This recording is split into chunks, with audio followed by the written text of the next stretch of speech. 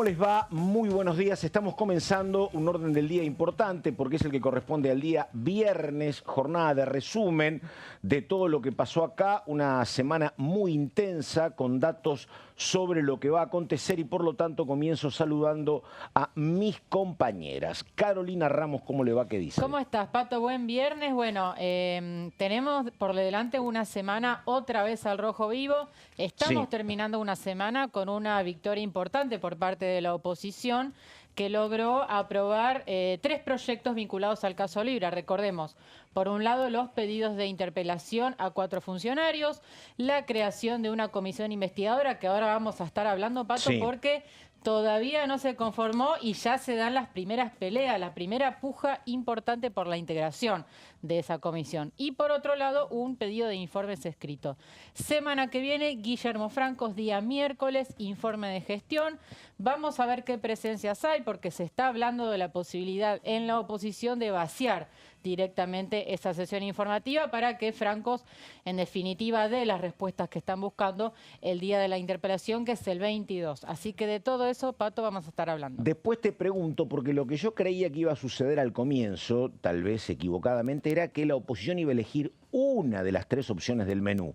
O la interpelación, o el pedido de informes, o la comisión investigadora, no las 3, que después te pregunto por qué 3 y si no se superponen por ahí, pero para dentro de un rato, señorita Ramos.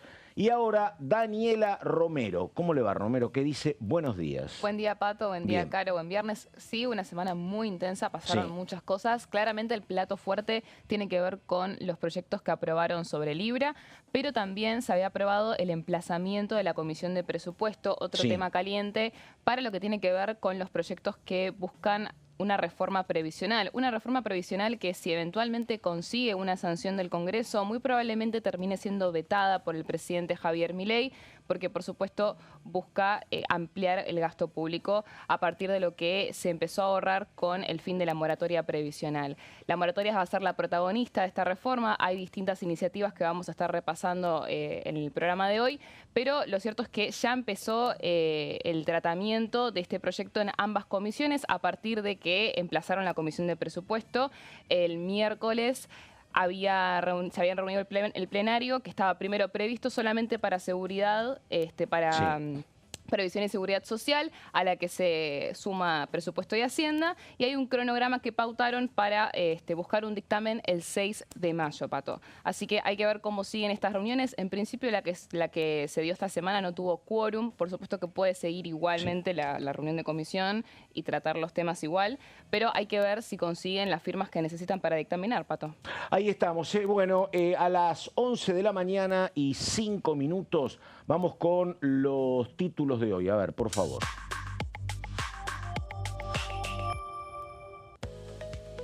Bueno, viene muy movida la Cámara de Diputados últimamente. Sanciones en la Cámara Baja, iniciativa del PRO para quienes, dice el texto, no manejen el decoro en el recinto o no lo mantengan al decoro en el recinto. Dale.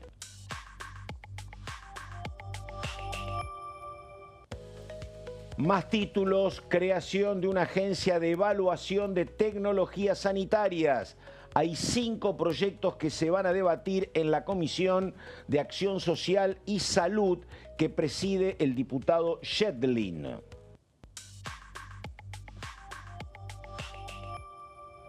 Recordamos ayer paro de la CGT, obviamente previsible este título, el Ejecutivo rechazó la medida de fuerza.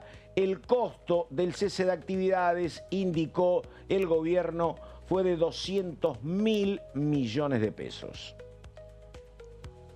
Bueno, y a ver, antes de comenzar con las placas, yo te preguntaba, Caro, que uno suponía que te iban a decir qué querés de postre, qué sé yo, fresco y batata, ensalada de frutas o frutilla con crema. Bueno, vino todo. Todo. Por todo, sí. A ver, pensemos, Pato, que la oposición llega a la sesión sin el quórum garantizado. Claro. A ver, las negociaciones en los días previos a la sesión fueron fervientes. Llegaban al día de la sesión, como te digo, sin los 129 garantizados. Finalmente los obtienen gracias a presencias importantes que aportaron gobernadores, hay que decirlo. Córdoba, Sí. Santiago del Estero, Catamarca, por ejemplo, fueron claves para que la sesión tuviera 129 presentes. Como los esfuerzos de la oposición estaban puestos en el quórum, quedó para después. De hecho, se negoció en plena sesión qué iba a pasar con los proyectos. Vos veías ahí, a la vista de todos, esta mesa de negociación que se armó entre diputados de Unión por la Patria, Encuentro Federal, la Coalición Cívica, Democracia para Siempre, que conforman de alguna manera esta nueva mayoría. Ponerse de acuerdo antes, sin tener el quórum, era como, exactamente, comerse la gallina antes de pelarla. El primer desafío era el quórum. Una vez conseguido, negociaron en el momento que podía avanzar. Y la verdad que para eso tuvieron que hacer una negociación importante porque, por ejemplo, en las interpelaciones había muchos más funcionarios, Pato. Sobre la mesa estaba la posibilidad de Karina Milei, Manuel Adorni, funcionarios que finalmente quedan afuera del pedido de interpelación, y eso fue parte de la negociación, ¿no? Para poder justamente avanzar con ese proyecto y también con los otros dos. Sorprendió, perdón, que se haya mantenido la interpelación a Luis Caputo, el ministro de Economía, porque dentro del menú, que bien mencionabas recién, Pato, el ministro de Economía no era alguien que haya tenido un consenso amplio. Lo pedía Unión por la Patria y la izquierda, algo que es un reclamo, ya te diría, histórico. Siempre van a pedir que venga el ministro de Economía al Congreso. Es una crítica recurrente dentro de la oposición más extrema. Pero no se esperaba que sea convocado por el tema de Libra, porque en realidad el ministro de Economía no es uno de los protagonistas de esta estafa, presunta estafa, de este escándalo, como sí lo es, por ejemplo, la secretaria de Presidencia, Karina Milei, que es acusada de cohecho y que de hecho tiene una denuncia que presentó la coalición cívica, Lilita Carrió en realidad puntualmente. Entonces sorprendió que ella fue la que terminó estando fuera de la mesa, pero sí el ministro de Economía. Perdóname, te consulto. ¿Puede ser que sea una factura por anteriores omisiones de Caputo? No quisiste venir para presentar el presupuesto, no quisiste venir en el momento de la ley bases. Yo lo interpreto de esa forma también, Pato. Pero, de hecho, bueno, es algo que siempre le recrimina Miguel Ángel Pichetto, Encuentro Federal, ¿no? De hecho, creo que fue algo que mencionó en la sesión también. Y bueno, la verdad es que no hay una definición todavía concreta de si va a venir o no va a venir el ministro de Economía. La interpelación está aprobada tanto para él como para Guillermo Francos, que sí fue el único que confirmó que iba a venir, como el ministro de Justicia, Mariano Cunio Libarona. Vos fijate que a lo mejor tiene que venir en un tema donde él no tiene nada que ver y donde va a estar seguramente más incómodo. Yo creo que lo dije acá, la verdad, es un error de Caputo y del gobierno, porque cuando se discutieron todos estos temas, apareció la remanida, recurrente presencia de Cavallo, cuando era ministro de Economía en los 90, venía acá y se quedaba con toda la cancha. Y es parte del trabajo de Caputo. Yo entiendo que puede no querer el perfil de Cavallo, pero sos el ministro, tenés que venir a explicar. Además es un tema que vos lo conocés y donde además te ha ido bien. Este Caputo que puede venir viene con la inflación a la baja, con el dólar que no se disparó. Ni siquiera venía cómodo, no es que vino una situación de crisis. Ni siquiera defendió el acuerdo con el Fondo Monetario Internacional en el Congreso. La tercera vez, claro. Sí, pero bueno, el tema de Libra claramente es un tema que es caliente, que es un tema incómodo para el gobierno en general. Hay que ver si realmente, bueno, en principio el informe de gestión que va a presentar el jefe de gabinete la semana que viene va a contemplar 100 preguntas sobre el caso Libra, pero que a eso se suma la interpelación que iría en paralelo y que le va a dar un protagonismo exclusivo al tema de Libra. Hay que ver si las definiciones de Guillermo Francos, que tampoco estaría involucrado él dentro del escándalo Libra, pero que por supuesto su rol es más de interlocutor, ¿no?, entre la Casa Rosada y el Congreso. Pero bueno, la realidad es que todavía no hay una definición, al menos yo no estuve enterada de si confirmaron tanto Luis Caputo como Mariano Cunio Libarona si iban a venir. No, pero al está menos citado públicamente no. Públicamente no. Para el 22 Cunio va a venir, citados. Cunio está cómodo, va a venir, qué sé yo, ha estado cómodo cuando la ley bases, no sé ahora, pero digo... Sí, el tema de Cunio es que ¿por qué se lo quiere interpelar? Porque recordemos esa recordada entrevista con el periodista Jonathan Miale, donde Milei da a entender que Cunio Libarona iba a encarar su defensa lo cual no podría siendo ministro de Justicia, Sí. ¿no? Entonces, Acá hay un tema que me parece, ¿no? El tema más grueso es que el gobierno, razonablemente para sus intereses, pretendía que en la jornada del martes el tema se olvidara, que no hubiera quórum, el tema pasaba al De pasado. hecho, hasta minutos antes Claro. de que haya quórum, Y había ahora, algunos opositores que todavía decían, totalmente. no sé si va a haber Vas a tener quórum. 3 meses que discutís si viene Caputo, si no viene Caputo, por qué viene Cuneo y cuál es el grado de involucramiento. Es el tema en el cual no quería entrar el oficialismo. es Pero que bueno. el dato de la sesión de esta semana es que la oposición cooptó la agenda parlamentaria de aquí a 3 meses, te diría. Claro. Porque ese es el tiempo, y lo vamos a explicar ahora, en que va a trabajar la comisión investigadora.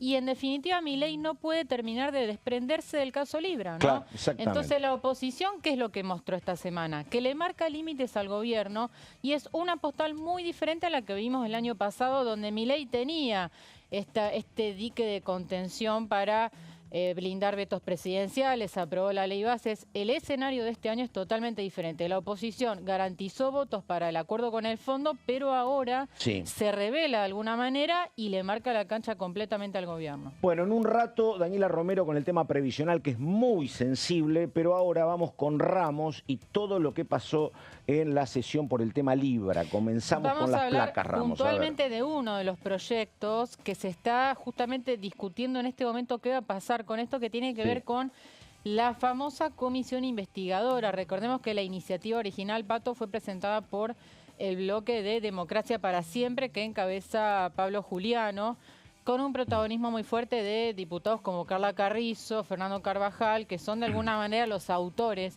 de esta propuesta de comisión investigadora. Me explicaban, Pato, que es la número 13 que va a funcionar en el Congreso a lo largo de la historia. Sí, es la número 13. La última fue la que investigó responsabilidades por el hundimiento del submarino Ara San Juan. Mirá vos. Que de hecho se está tomando ese reglamento como modelo, porque vamos a explicarlo ahora, pero el día de la reunión van a tener que fijar un reglamento para poder funcionar, porque esta comisión es nueva.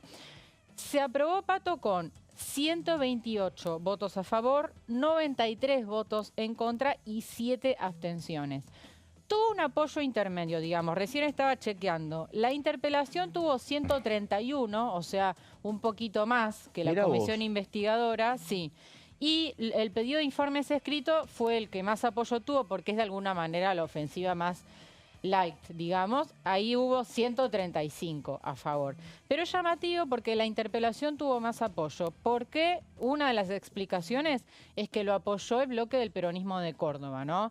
Los diputados que responden al gobernador Yarlora acompañaron la interpelación en su gran mayoría, no todos, pero esto fue un dato, Pato, importante. Además, 5 legisladores que dieron quórum y fueron claves para abrir la sesión. Vamos a ver. Está bien. Eso es la interpelación. No, la investigadora. Investigadora. También votaron a favor los cordobeses. La investigadora no la acompañaron en su mayoría. Salvo la Natalia de la interpelación Sota, sí, exactamente. Ahí estamos, Vamos a la próxima placa para pasar en limpio un poco las fechas que se vienen, ¿no? ¿Cómo viene ahora el calendario? La primera fecha es hoy, ¿no? Hoy, 11 de abril.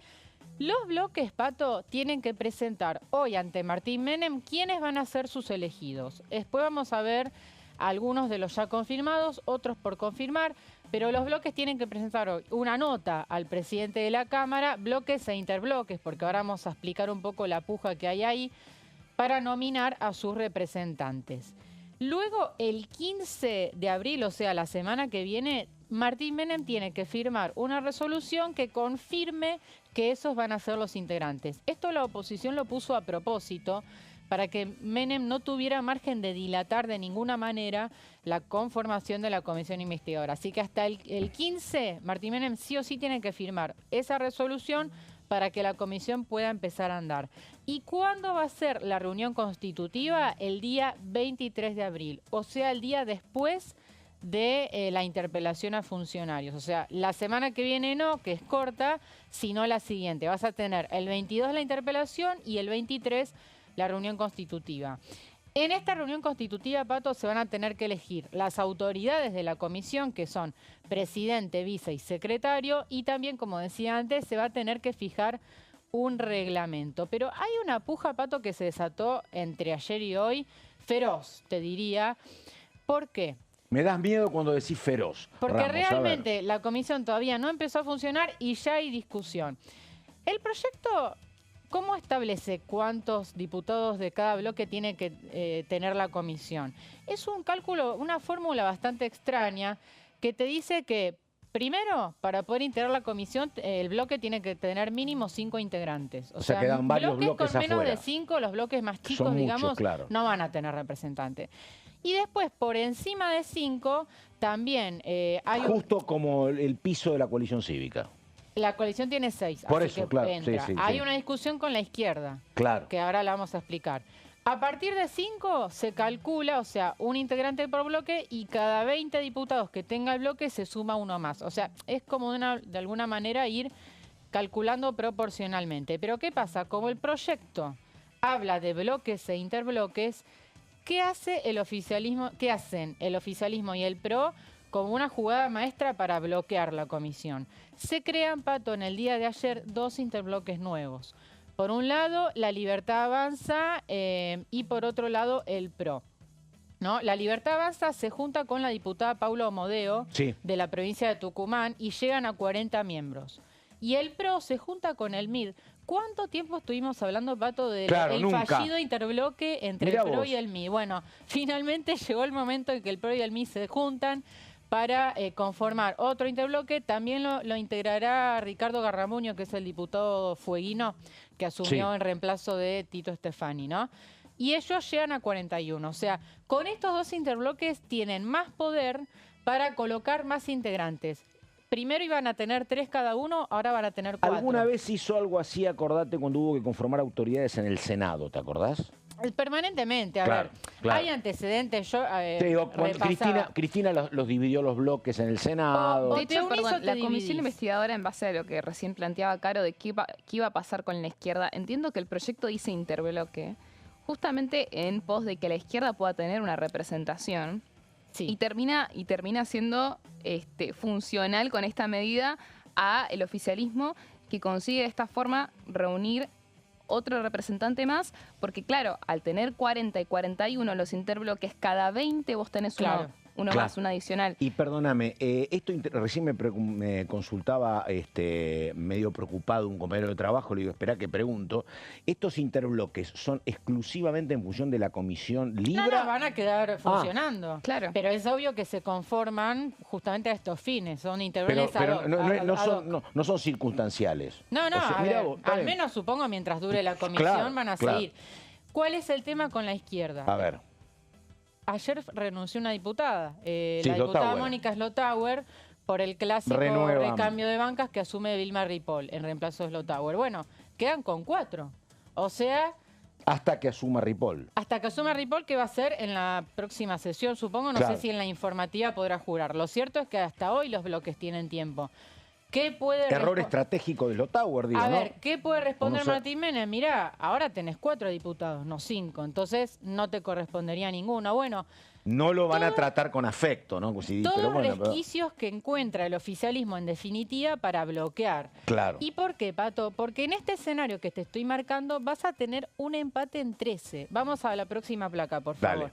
Y pongo entre signos de interrogación 26 integrantes, porque esto es la foto de hoy. O sea, hoy la comisión estaría con 26 integrantes. Vamos a ver, Pato, si hoy se conforman nuevos interbloques, ¿no? Pero porque, perdóname, claro, digo, ¿quién determinó que son 26? No está determinado el número. Pero tenés que tener un número impar, ¿no? Básicamente. Creo que estaba determinado 25 integrantes. Claro. Estaba determinado 25 y ahora... O sea, si vos te basás en cómo ahora está la estructuración de la Cámara, pone se sumaría 27, pero digo, si no, la verdad, una comisión con número par, como que no... Hay diputados, Pato, que están marcando errores grosos de redacción en el proyecto, ¿no? Porque además el proyecto tampoco dice que la presidencia tenga que estar a cargo de la oposición. Entonces puede darse la situación de que sea el propio oficialismo el que la presida. Y claro, el oficialismo, su intención clara es bloquear la investigación. Así que la situación es realmente de incertidumbre. Con la foto de hoy vas a tener 26 integrantes, que van a ser 6 de Unión por la Patria, 4 del interbloque PRO, el nuevo con el MID, 4 del interbloque de La Libertad Avanza más Omodeo, 3 de la UCR, 2 de Encuentro Federal, 2 de Democracia para Siempre, 2 de la Coalición Cívica, 2 de Innovación Federal, que es un bloque de gobernadores, y 1 del Frente de Izquierda. Acá yo abriría un paraguas y vería qué pasa con la izquierda, entonces, por lo que acabamos de explicar, y qué pasa con Unión por la Patria, ¿no? Si va a tener estos 6 o si se va a ampliar. Obviamente, Pato, esta maniobra del oficialismo no cayó nada bien en la oposición. Hay quienes te dicen, la verdad, si quieren jugar de esta manera, vamos a ir a una guerra total. Estoy utilizando textuales de diputados con los que hablé. Vamos a ir a una guerra total. ¿Y cuál es la amenaza, Pato? Si ellos avanzan en este sentido, nosotros vamos a avanzar para ratificar a Marcela Pagano como presidenta de la Comisión de Juicio Político, ¿no? Sí. Ese es el as bajo la manga, de alguna manera, ¿no? Esta amenaza que obviamente la Libertad Avanza no le incomoda porque esa interna no está resuelta. Se ocupó La Nación, creo, de ese tema Marcela Pagano esta semana, diciendo que efectivamente está siempre a merced de que te voten en cualquier sesión. Es el as bajo la manga de la oposición. Vamos a ver ahora algunas caras. No todas, porque no conocemos todavía los nombres finales, pero sí algunos. Vemos, por supuesto, en primer lugar a Gabriel Bornoroni, que seguramente sea uno de los representantes de la Libertad Avanza. Pato, jefe del bloque oficialista, tiene interés en integrar la comisión. Claro. Carolina Aguilar, a ver, no está confirmada, al menos yo no tengo confirmados los nombres de Unión por la Patria, pero uno puede prever que Aguilar va a ser una de las nominadas, porque claro, tiene vasta experiencia cuando presidió la Comisión de Juicio Político. Y bueno, si bien la comisión investigadora no es lo mismo que un juicio político, tiene, digamos, determinadas coincidencias en cuanto al proceso, las cosas que se pueden hacer. Después vamos a repasar las facultades que va a tener esta comisión investigadora. Así que me animaría a decir que Aguilar conoce muy bien el reglamento. Conoce muy bien el reglamento y va a ser una de las nominadas de Unión por la Patria. Después tenés Encuentro Federal, que como decía, le van a corresponder 2. Acá uno de los protagonistas va a ser Oscar Carreño, diputado por Córdoba, que fue de alguna manera una pieza clave, Pato, para construir el quórum. Claro. En la sesión negoció muy fuertemente con bloques como Unión por la Patria, Democracia para Siempre, la Coalición Cívica, autor además de uno de los proyectos de interpelación, muy metido en el tema. Oscar Carreño va a ser otro, ya te lo confirmo, otro de los integrantes de la comisión. Por la Coalición Cívica va a estar el presidente del partido, Maximiliano Ferraro, y la otra representante va a ser Mónica Frade. Eso ya también está confirmado. Me había olvidado decir, Encuentro Federal, además de Oscar Carreño, va a estar Nicolás Mazzotto. Van a ser los 2 diputados del ala pichetista, digamos, que van a estar presentes. Y la izquierda nominó ya a Cristian Castillo, con esta salvedad que hacemos de que, bueno, están con esta banca vacía que dejó Slotauer y debe asumir Ripoll. Pero el elegido... Salvo con Bornoroni, que es el más nuevo, los otros todos con mucha experiencia. Exacto, todos con mucha experiencia. Y no lo traje en placas, Pato, porque se conoció hace minutos, pero el PRO ya mandó a sus integrantes. ¿Quiénes van a ser los integrantes del PRO? Cristian Ritondo, por supuesto. Silvana Giudici, que es la secretaria parlamentaria del bloque, también muy conocedora del reglamento, fue quien suplantó a los Penato en ese rol. Rol creciente en el manejo del bloque del PRO en la Cámara últimamente. Claro, por eso fue quien suplantó a los Penato.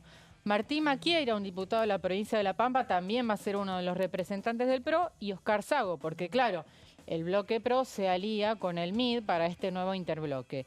Ritondo, que abro un paréntesis, en el día de ayer una foto importante justamente en la Cámara de Diputados entre Ritondo, Santilli, Martín Menem y Karina Milei. Sí. Así que después, si querés, hablamos de ese tema. Vamos a la próxima placa, a ver si llegamos antes del corte. Sí, vamos a llegar, dale. Las facultades que va a tener esta comisión investigadora, que son bastante amplias. Va a poder pedir informes a entes públicos o privados de todos los niveles, citar a funcionarios públicos y terceros interesados. Acá pueden citar a los funcionarios que quieran, incluso a los que quedaron afuera de la interpelación. No están obligados a asistir, pero de alguna manera si no asisten quedan expuestos, ¿no? Claro. Pero no tienen ningún tipo de sanción por no asistir. Vamos a la siguiente placa. Va a poder también la comisión tomar declaraciones testimoniales. Esto lo vimos mucho en el proceso de juicio político a la Corte. Recibir denuncias escritas u orales y también material probatorio. Y vamos a la última placa, efectuar denuncias ante los organismos competentes, solicitar peritajes y estudios técnicos y también, y esto es muy importante, solicitar la colaboración de organismos internacionales como el FBI, por ejemplo, organismos internacionales vinculados a la transparencia, control de lavado de dinero y demás actividades. Y tenés la última, Caro. La última, plazo. La comisión va a tener un plazo de 3 meses para emitir un informe final que va a tener que ser elevado al Pleno de la Cámara. Como va a empezar a funcionar el 23 de abril, más o menos a fines de julio va a tener que estar terminado este informe y ahí se va a elevar.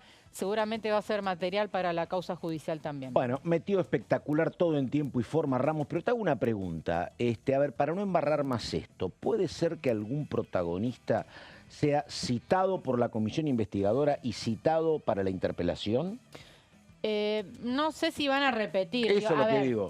Es probable que los de la interpelación no asistan, claro, salvo Franco, entonces puede ser que la comisión insista desde la posibilidad de citarlos. Vamos a ver si vienen, tengo serias dudas, ¿no? Ahí estamos. Bueno, Carolina Ramos con lo que va a pasar con la investigación de la criptolibra. Esto es hasta julio y en un ratito estamos con Daniela Romero y un tema muy, muy importante como es la posibilidad de una prórroga en materia de moratoria previsional. Parece complicado, lo explica Romero en un ratito. La pausa, ya venimos.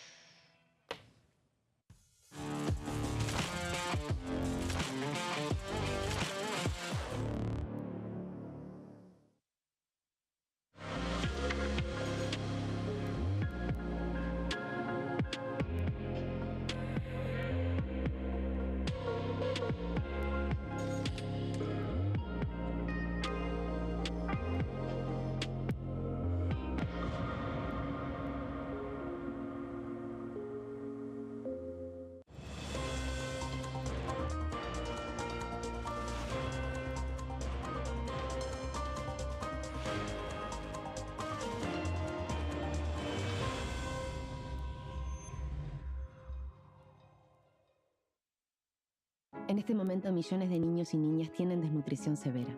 Algunos están tan débiles que apenas pueden pararse. Pero con tu ayuda, podemos salvar a los niños. Este alimento terapéutico listo para usar está lleno de vitaminas y nutrientes esenciales que ayudan a los niños y a las niñas a recuperarse de la desnutrición. Gracias a personas como vos, ayudamos a salvar a millones de niños cada año. Da un simple paso. Dona ahora y ayúdanos a seguir salvando vidas.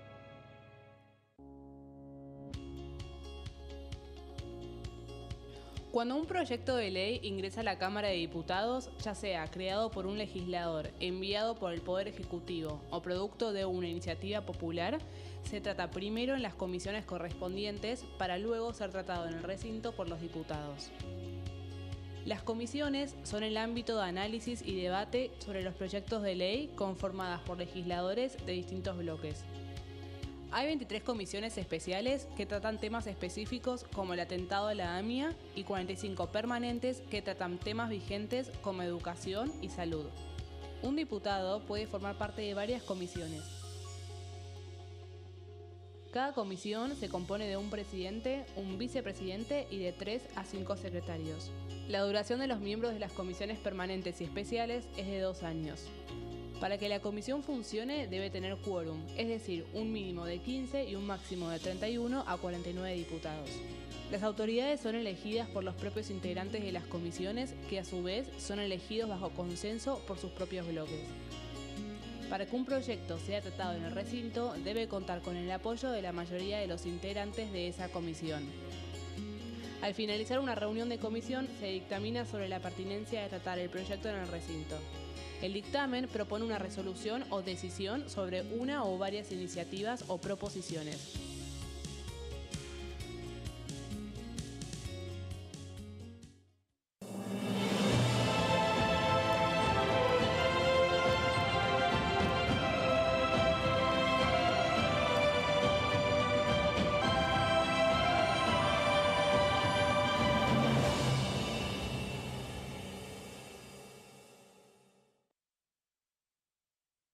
Dengue, Zika y chikungunya. Presta atención a estos síntomas. Si tenés fiebre alta, 38 o más, de 2 a 7 días de duración y dolor de cabeza, en especial detrás de los ojos, muscular y de las articulaciones, diarrea, dolor abdominal, náuseas y o vómitos, malestar general, cansancio, decaimiento, erupción en la piel, sangrado en nariz, encías u otras partes del cuerpo, no te automediques. Toma mucho líquido, usa repelente y acércate a un centro de salud.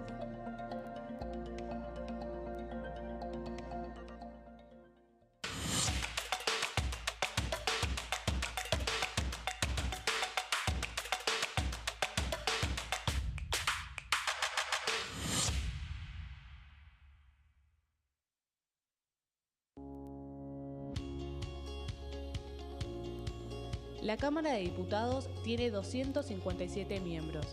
Los diputados debaten y sancionan leyes que rigen en todo el territorio nacional. Algunas de las más importantes son el presupuesto de gastos generales del Estado, el Código Civil, el Código Penal, la forma en que se rige el trabajo, las jubilaciones, entre tantas otras.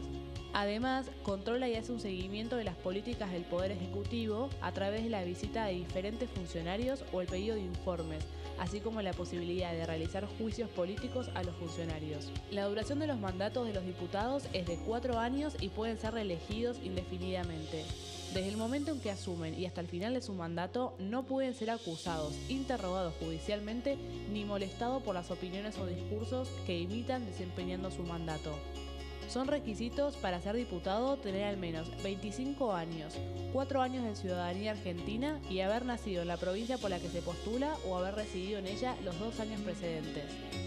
Se agrupan en bloques que expresan partidos políticos o afinidad ideológica. Existen también los monobloques integrados por un solo diputado.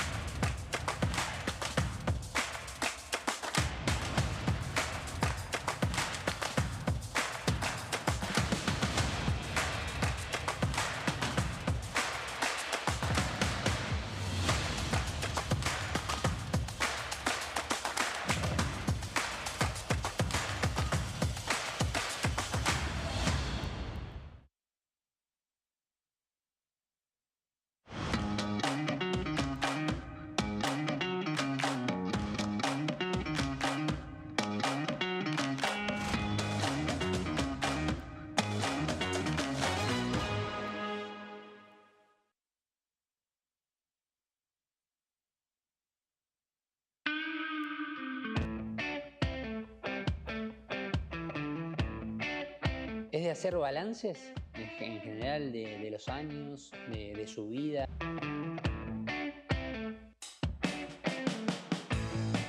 A la hora de elegir una serie o una película, ¿coinciden con tu mujer?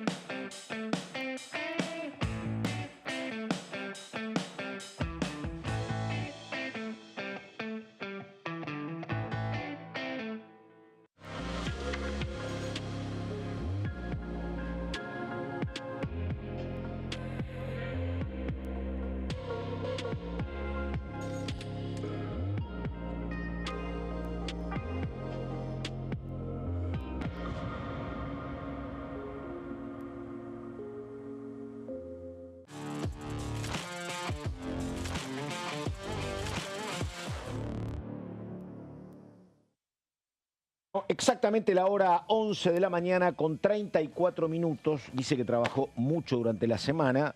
Pero, a ver, seguimos con Daniela Romero. ¿Qué va a pasar con el tema previsional, Romero? Por favor. Bueno, como todos los años, siempre el tema de los jubilados se convierte en una bandera política que encima en año electoral, en plena campaña, va a ser clave, Pato, te diría. Hay que ver qué es lo que va a pasar en la Cámara de Diputados, si efectivamente terminan poniéndose de acuerdo en un proyecto. Hay como 21 proyectos que están buscando aprobar, tanto de parte de la oposición como de parte de... ¿21 proyectos? 21 proyectos, tanto de parte de la oposición como de parte también de bloques dialoguistas, inclusive Innovación Federal, que es un bloque que es clave para... Innovaciones de los misioneros, por ejemplo. Está Misiones, está Salta y está Agustín Domingo, que es de Río Negro. Muy importantes para el quórum, para darlo o no darlo. Bueno, de hecho esta semana ellos no dieron quórum, los 8 de Innovación Federal. estuvieron ausentes en las votaciones, son un sector muy importante. Se habló poco de el no dar quórum de estos 8. Porque no fue sorpresa, básicamente. Sí, claro. Sí, más fue Córdoba, más una sorpresa el hecho de que haya no solamente dado quórum, sino aprobado los proyectos los 4 catamarqueños de Raúl Jalil. Y bueno, también cómo fue que actuó los cordobeses de Encuentro Federal, ¿no? Porque ellos actuaron divididos en las votaciones, pero sí bajaron a dar quórum y eso también sorprendió. Y dieron parte de innovación. Contentos. Yo los crucé en el camino y decían, vamos a sentarnos, ¿viste? Era como una cosa. El que generalmente se mantuvo, era un trabajo. el único que se mantuvo, y esto cabe destacarlo, el que se mantuvo en contra de todo. ¿Quién? Fue el entrerriano Morquio de Encuentro Federal. Morquio, que es un hombre. Vas a ver que es un voto negativo en todo. Frigerio. Exactamente. Dale. Pero Encuentro Federal, muchas divisiones. Ahora, Innovación Federal es un bloque que suele siempre actuar en sintonía con el gobierno. En este caso se distancia y ahora te voy a contar exactamente por qué. Lo que aprobaron en el emplazamiento de las comisiones fue también un cronograma para las reuniones de comisiones. El plenario entre, reiteramos, presupuesto y Hacienda y por otro lado, previsión y seguridad social. La primera reunión fue el 9 de abril, que ya estaba pensada, la había programado la comisión de Gabriela Brauer de Koning, pero se sumó presupuesto y Hacienda a través de este emplazamiento. En esta primera reunión no hubo quórum, algo que se habló mucho. Por supuesto que la reunión puede seguir igual, de hecho siguió igual sin ningún tipo de problema porque las reuniones de comisión informativas no necesitan un quórum para funcionar, así que se mantuvo en términos normales, siguió la reunión, pero sí llamó la atención que en algún punto decís, el día anterior votaste el emplazamiento de estas comisiones para acelerar el tratamiento de estas comisiones y Vos estás hablando de la oposición, básicamente, que tampoco asistió. Está bien. Pero bueno, la realidad es que lo que buscan es conseguir un dictamen, ahí lo vemos, el 6 de mayo. La próxima reunión va a ser el 23 de abril, la otra el 29 y el 6 de mayo sería el día que firmarían los dictámenes, que recordamos que tienen que tener tanto las firmas de Previsión y Seguridad Social como la de Presupuesto y Hacienda. De conseguir este dictamen, bueno, vamos a la segunda. Vamos a la próxima placa. De conseguir este dictamen también no solamente se va a ver el grado de apoyo, sino también cuál es el proyecto que se va a terminar o cuáles son los proyectos que se van a terminar consensuando, porque hay un montón y muchísimas iniciativas que todas tocan el bolsillo de este caso el presidente Javier Milei en plena campaña y en pleno ajuste, ¿no? De estos 21 proyectos destacan primero, por supuesto, que la prórroga de la moratoria. Hay dos opciones que estas las lidera más la oposición de Unión por la Patria. Una que tiene que ver con prorrogar la moratoria por 2 años más y otra que tiene que ver con prorrogar la moratoria por 10 años más. Esta es la opción que yo te diría, Pato, que no tiene tanto consenso dentro de lo que son los dialoguistas, porque también hay otros proyectos que tienen que ver con más una reforma integral, te diría, en reemplazo de la moratoria. Por supuesto también se habla de un bono reforma integral, lo que pasa que es modificación de años de jubilación, que es complejísimo eso, ¿no? Eso es lo que vamos fíjate lo que pasa en Francia, estuvieron discutiendo años por 2 años. Subieron de 65 a 67 aparte, y está como complicado, imagínate aparte, acá. Pato, por un lado tenés la opción que yo creo que podría llegar a ser la más viable, que tiene que ver con que ¿cuál es la haya más una viable? ampliación de la PUAN. Una ampliación de la PUAN que es, que es proporcional. Tiene un 80%, la PUAN es un 80% de la jubilación mínima. Que haya una ampliación, pero solamente para los que cumplan los 65 años. O sea, las mujeres que se jubilan a los 60 no entrarían en esta opción. Ahora, lo que plantean la Pero oposición... perdóname, además creo, corregime, si vos no aportaste nada, tenés la PUAN, pero si aportaste 15 años, tenés una PUAN mejorada. Bueno, es también eso, ¿no? El tema acá es qué va a pasar con las personas que sí aportaron años de su vida, pero que no alcanzan los 30 años de aportes.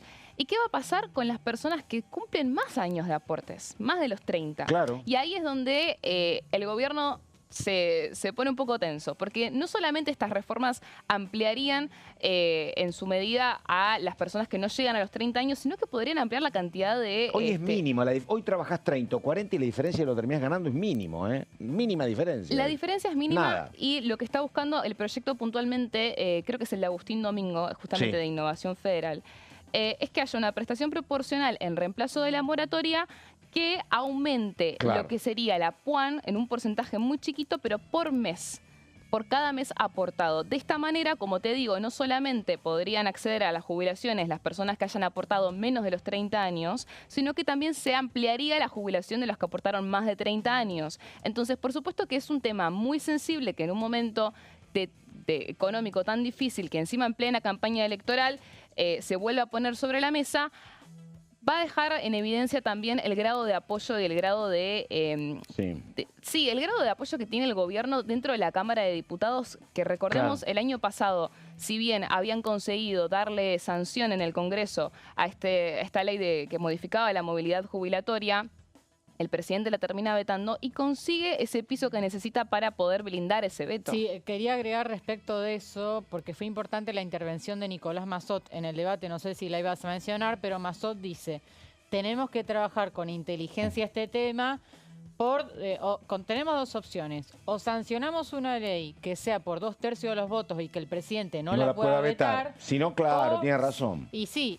y si la veta, tenemos que estar preparados para resistir un veto, que fue lo que no ocurrió con la movilidad jubilatoria. Claro. Igualmente, aunque la ley la aprueben con 2/3, o sea, el presidente la podría vetar y necesitarían esos 2/3 de vuelta. Claro, repetir esos 2/3. Porque también un poco eso genera siempre especulaciones.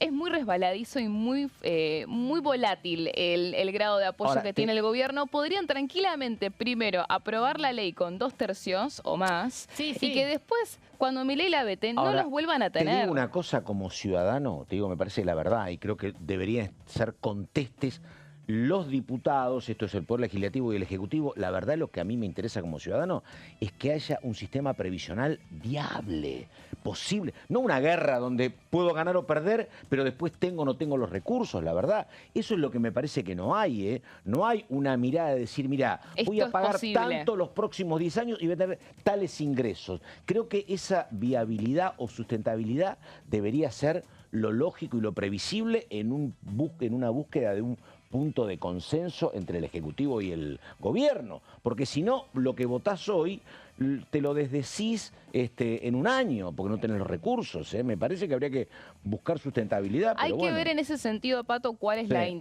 el grado de intención de realmente impulsar este proyecto. Lo que recién mencionaba Caro es clave, porque por supuesto que la cantidad de votos que tenga a favor el proyecto eventualmente, si es aprobado, estamos en época de elecciones, te va a dar un cierto panorama, pero reitero, para mí no me sorprendería, pero en absoluto, que puedan aprobar el proyecto con una amplia cantidad de votos a favor y que después el veto se blinde. Y ya además pasó el año pasado. Los radicales que llamamos acá con peluca, ¿no? Claro. Algunos acompañaron y después no. Y además vas a tener fracturada la sociedad porque el Ejecutivo lo va a vetar porque tiene el respaldo del 51%. Y los otros impulsan porque tienen el respaldo del 49%. Hablemos, te pasa así, no hay una posición. Estamos en plena campaña electoral.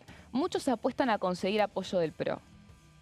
Porque dicen, si el PRO está en algún punto quebrado con el oficialismo, quizás podemos conseguir que nos apoyen esta reforma. Yo te diría, hoy, que el PRO no sé, mañana, hoy, Yo coincido con vos. Ni loco el PRO va a apoyar una reforma previsional de este estilo, porque estamos hablando de una bandera, que es la bandera del ajuste, que ahora se convirtió en una buena palabra, que tiene que ver también con ese electorado que está buscando el PRO. Entonces, ¿por qué se fracturarían en este sentido? De hecho, ya estamos viendo, de lo que fue la sesión de Libra también, que el PRO, si bien tuvo muchas ausencias, muchas personas muchos diputados que no quisieron exponerse en la sesión del otro día, la realidad es que el PRO sigue actuando en sintonía con el oficialismo con la Libertad Avanza, pero saben que su voto, su votante, no quiere que se acerquen demasiado al peronismo o que tomen medidas. Ojo, porque el PRO es cierto lo que marcan, pero también viene de aportar quórum y votos para rechazar a los jueces de la Corte. Hay temas donde sí ponen límites. Yo creo que la bajada en ese sentido es el tema de los jueces era una batalla puntual, como fue en su momento, recordemos, el rechazo al DNU. Claro, al tema del republicanismo y otra cosa es el impacto fiscal. Sí, perdón, y aparte recordemos que solamente hubo dos quiebres, ¿no? Uno que tiene que ver con la justicia y otro que tuvo que ver con la CIDE, cuando fue que se rechazó el DNU de los fondos reservados de la CIDE. Dos batallas que tienen que ver con el asesor presidencial Santiago Caputo, que por supuesto que no tiene una buena relación con Mauricio Macri, o al menos eso es lo que demuestran. Esa guerra es directamente personal a esta altura del partido. Entonces en esas batallas se distancian. Ahora, Cabe, paréntesis, Mauricio Macri bajó línea con el PRO en el Senado y no lo obedecieron todos. No. Y en diputados, si en eso pasó en el Senado, imagínate en diputados donde tenés a Diego Santilli, a Cristian Ritondo, que son figuras amarillas que tienen muchísima cercanía con la libertad. Es la encerrona de Macri. Mucho más difícil de manejar en ese sentido, pero de todos modos yo coincido que no creo que Macri quiera cargarse una batalla por la moratoria con el gobierno. Vamos con más entonces, placas, hablando del grado de apoyo que tuvo este proyecto, estábamos hablando de si a ver la oposición puede conseguir 2 tercios. Bueno, consiguió solamente 125 votos a favor para los emplazamientos, 77 votos negativos, 9 abstenciones y 45 ausentes. Muchísimos ausentes del PRO también en lo que fue la votación por el emplazamiento de la Comisión de Presupuesto, que justamente se emplaza para poder acelerar el tratamiento de estas iniciativas que tienen, reitero, como protagonista la moratoria previsional. Vamos a repasar quiénes estuvieron a favor para que tengamos un panorama. De la Unión Cívica Radical solamente hubo un voto a favor, que fue el de Natalia Sarapura. Todo el resto del bloque que dirige Rodrigo de Loredo estuvo en contra, aunque hubo divisiones, creo que si no me equivoco, con ausencias, pero la verdad es que no hubo un apoyo de la UCR en lo que tiene que ver con la reforma previsional. Después en Encuentro Federal tenés a 9 de los 15 del bloque, después de Democracia para Siempre, también otros 8 divisiones también por gobernadores. La coalición cívica en unanimidad estuvo a favor del emplazamiento de presupuesto. De Unión por la Patria tenías a los 92, después los demás estuvieron ausentes. Dentro de estos 92 se incluyen a los catamarqueños de Raúl Jalil y los santiagueños. Recordemos que la noticia para mí de lo que fue la sesión de ese día fue ese quiebre en esa relación que tenía Raúl Jalil con el gobierno, porque venían siendo aliados y alfiles clave afines al oficialismo hasta esta sesión. Y por último, por supuesto... Transpira mucho la camiseta Germán Martínez, pero con todos los vendavales que hay en el peronismo, ¿no? Unión por la Patria, lo que pasa en provincia, con Cristina, con Kicillof, lo que pasa con Zamora, lo que pasa con Jalil, lo que pasaba con Jaldo. Es un montón. Claro, todo eso. Y te digo, y seguir ahí con 93, 94 diputados es un tema... Sí, es un claro, claro. Sí, claramente sí. Y más méritos considerando que fueron los de Jalil, te diría. Claro, exactamente. Sí. Y después también, bueno, por supuesto que el Frente Izquierda con sus 5, ahora veremos si mantienen esos 5 o no. Sí, seguro, con Vilma Ripoll, sí. Entonces, también se sumaron de los monobloques. Por un lado tenemos a los santafesinos, Ricardo López Murphy y Roberto Mirabella, a Osvaldo Giancafilo, el neuquino, que en realidad suele actuar a favor de Neuquén. Sí. El resto de los... Lo escucho hablar de muchos temas porque son pocos y se maneja con solidez, cosa que yo tengo entendido que en los proyectos habla de energía, Libra... habla de cuestiones... Tengo entendido que en los proyectos de Libra votó en contra. Que en los proyectos de Libra votó en contra y suele ser un monobloque que en general... votó en contra el Libra, mira vos. Sí, suele actuar en... puede tener sintonía con el oficialismo, pero en este caso votó a favor del emplazamiento. ¿Él está muy alineado con Figueroa o más o menos? Creo que sí, que responde el gobernador. Está bien. Y bueno, y Sergio Acevedo, del santacruceño, que también estuvo votando a favor de los proyectos de la oposición, inclusive el del emplazamiento de presupuesto. Así que este es el panorama. Roberto Mirabella también, claro. Sí, los dos santafesinos, Roberto Mirabella y Ricardo López Murphy. Este es el panorama de el consenso que tuvo la oposición, reitero, 125 votos a favor en total de lo que fue el emplazamiento de la Comisión de Presupuesto para poder acelerar el tratamiento de los proyectos previsionales. Hay que ver cómo se traduce esto primero al eventual dictamen que se busca para el 6 de mayo y si se consigue el dictamen, cómo se traduce para una votación a favor de estos proyectos que, reitero, en año electoral y siendo un tema tan sensible como el tema de las jubilaciones, puede llegar a tener sorpresas y puede llegar a ser un debate muy caliente, Pato. Sí, a ver, las consulto ambas. Me parece que acá en términos parlamentarios al gobierno le pasa lo que le aconteció en materia económica. En materia económica el gobierno que imaginaba que bueno, que en algún momento iba a estar el blanqueo, que era muy importante, y que después iba a llegar la plata del RIGI por las inversiones en minería y que con eso íbamos a tener los dólares suficientes. Bueno, algunos cálculos a veces no terminan siendo tan exactos y te pasa lo que te pasa ahora, que tenés que ir al fondo y esperar para calmar los mercados. Me parece que ellos planteaban en materia parlamentaria, veamos cómo sacamos la ley base, que es lo fundamental, y después aguantamos. Tenían un tercio sólido que evitaban los 2 tercios opositores y con eso que venga lo que venga.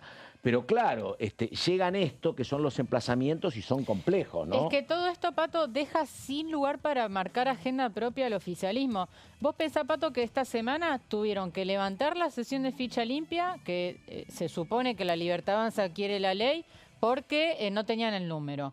Tuvieron que levantar el plenario de comisiones por la baja edad de imputabilidad, porque la sesión lo terminó neutralizando porque se extendió más de la cuenta. Digo, no encuentra el oficialismo lugar para imponer temas propios. Yo creo que si fuera por el propio deseo de los diputados libertarios, el Congreso se cerraría de acá a las elecciones. Recordemos que es el oficialismo más pobre en materia de representantes desde el 83 y yo creo que de toda la historia. No creo un caso así porque no había segunda vuelta y llegan con 5 senadores, porque encima se va pronto Paul Troni y con 35 o 36 diputados. Sí. Por eso la estrategia lógica de ellos era, aguantemos el vendaval hasta que mejoremos nuestro número en septiembre, octubre. Exacto. Pero bueno, el primer año le funcionó, ¿no? Ahora, bueno, tenés esto y te pasa el tema de los emplazamientos, que es muy difícil responder a los emplazamientos. Y más un tema que siempre, obviamente, en campaña va a tener un aprovechamiento político que es clave.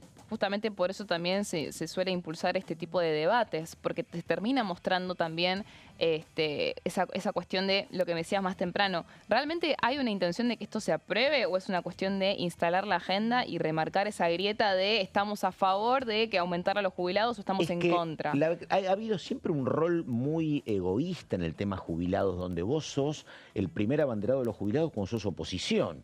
Y cuando llegás al oficialismo, y bueno, sos un pragmático que podés dar mucho menos de lo que imaginaba. Y de pronto uno tiene la guerra, bueno, nos acordamos acá lo que pasaba primero con el macrismo, después con el albertismo, donde uno te quería aumentar de acuerdo al crecimiento del PBI, otro de acuerdo al crecimiento de la inflación. Sí. Y querían esconder su lado más frágil.